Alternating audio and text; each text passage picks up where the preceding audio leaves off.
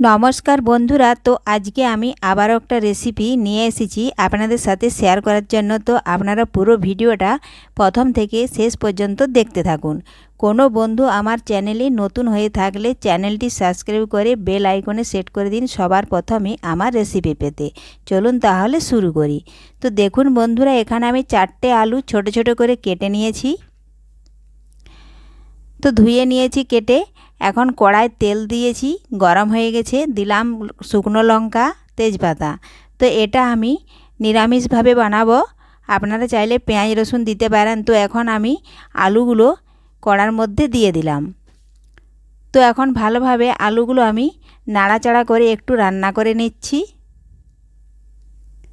দেব স্বাদ মতো লবণ। তো নাড়াচাড়া করে নিয়েছি। এখন দেব 1 চিমটে জিরে গুঁড়ো। এটাও ভালোভাবে নাড়াচাড়া করে মিশিয়ে নিচ্ছি আলুর সাথে। আলু পোস্ততে হলুদ নাও দিতে পারেন আপনারা, তো যদিও দেন তাহলে একটু দেবেন, তাহলে একটু ফ্লেভারটা ভালো আসে। তো এখন আমি ভালোভাবে নাড়াচাড়া করে সমস্ত কিছু একসাথে ভেজে নিচ্ছি। একটু ঢাকা দিয়ে নেব। তো ঢাকা তুলে নিলাম।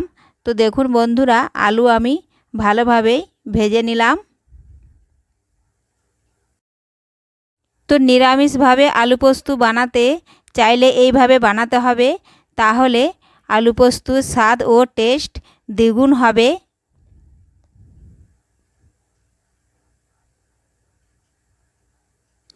নিরামিষ দিনের এই আলু পোস্ত একবার যাকে খাওয়াবেন সে আবার বারবার খেতে চাইবে।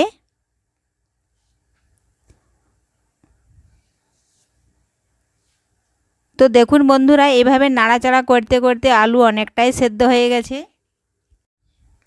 তো এখন আমি পরিমাণ মতন জল দেব। যেটুকু আলু সেদ্ধ হতে বাকি আছে সেটাও যেন ভালোভাবে সেদ্ধ হয়ে যায়, এজন্য আমি এখন কিছুক্ষণের জন্য জল দিয়ে ঢাকা দিয়ে দেব।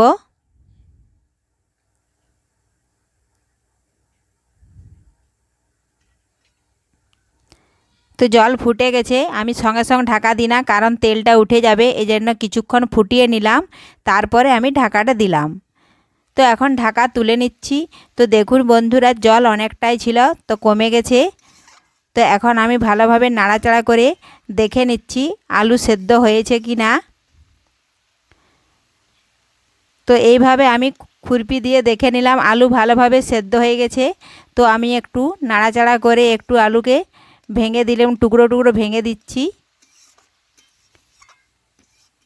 তো এখন আমি পোস্ত বেটে রেখেছি সেটা এর উপরে দিয়ে নাড়াচাড়া করে নামিয়ে নিলেই তৈরি হয়ে গেল নিরামিষভাবে টেস্টি আলু পোস্ত।